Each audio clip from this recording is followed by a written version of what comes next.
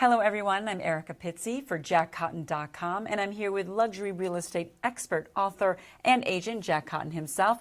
And we are doing a personal marketing series here, and we are talking about something that is very important for really any industry, but especially this one. I know. Networking. Networking. It's my least favorite because it's hard. Stop. You're a social guy. Oh yeah, right. It's hard. So let's talk a little bit about networking. First of all, it's critical to business success. Most people agree on that, wouldn't you? I mean, everyone thinks that. 94% of all business people think that networking is critical to their success. And you get in the door because of your IQ, you get connections with people because of your EQ, your emotional. Yeah, let's talk about that a little bit. What does that mean?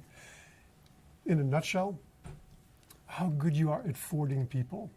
F-O-R-D-I-N-G people, fording. And it's so funny, I was at a home inspection the other day, and this builder showed up who's working with a buyer client of a multi-million-dollar property. And he's just so successful, and he's such a nice guy. I watched him in action, and he did the whole Ford thing, F-O-R-D, with a buyer client who showed up for the home inspection. So this is how you connect with people with having a great EQ.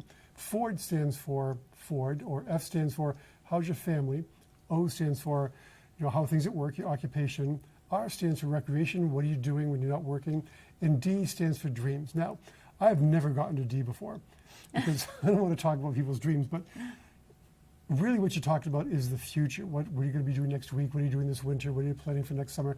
So think of dreams as something in the future, and it's less intimidating to talk about. But if you put F in there, it'd be F-O-R-F, and it wouldn't make a good word. This is true. So it's Ford. Anyway, I have all my one-on-one clients. That's the goal for this year. Ford people like crazy. They have to make a goal with me. How many people they're going to Ford per day? Because once you Ford them and make a good connection with them, you can decide if they're a good addition to your sphere of influence. So, and you make a connection, you never know where that's going to lead because networking is so important. Absolutely. So I just got an email the other day from another one-on-one client from the West Coast, and she was going to some holiday functions with her husband, and she's asking, what do I do? What do I do? And I said, the number one thing is to have networking goals. How many people do you plan to meet at this event? Who's going to be there? And of the people who are there, specific people you want to meet, how many people do you want to add to your list at the end of that evening?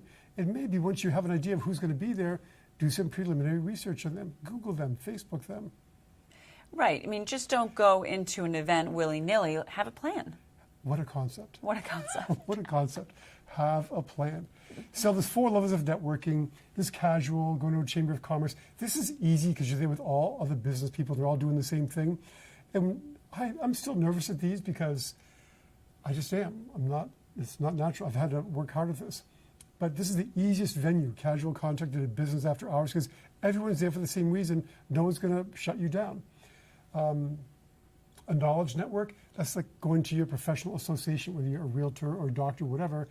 Also pretty easy because you can talk shop. They're like-minded people, and they're not going to reject you as much, hopefully.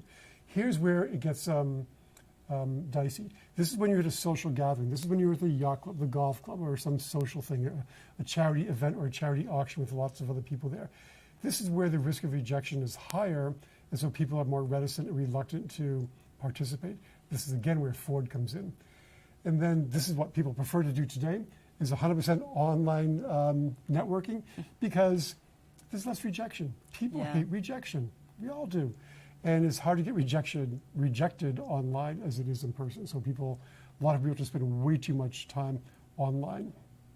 So as it says here, it's not really what you know or who you know. It's how well do you know the people in your group, in your sphere, at your event that you're going to be networking at. How well do you know the people there? That's what's really critical. And you get to know them more by doing the Ford thing. Always give without expecting to get anything in return. In fact, a great goal to have when you go to an event is that I want to give 5 referrals based on this event. And if you go there focused on what you're going to give rather than what you're going to receive, you will be surprised to find out oftentimes you'll get way more in return than you ever thought possible. Absolutely. So, putting out more positivity into the universe there, you're going to get it back. I read that somewhere. Give before you expect to receive. But anyway, it sounds very familiar. So networking, as we were talking about the whole idea of personal marketing across this series, it seems personal touch and personal contact, those things matter. That's really one of the most important parts of this job. Eyeball to eyeball, belly to belly with someone who can buy or sell, refer you to someone who can buy or sell. That's the name of the game. Everything else we talked about is important. You're going to get business from newsletters, some business cards, and everything else we talked about. But talking to people one-on-one is where the rubber really meets the road. Can't beat that. Right. All right, the series continues, and you can always go to luxuryrealestateunplugged.com.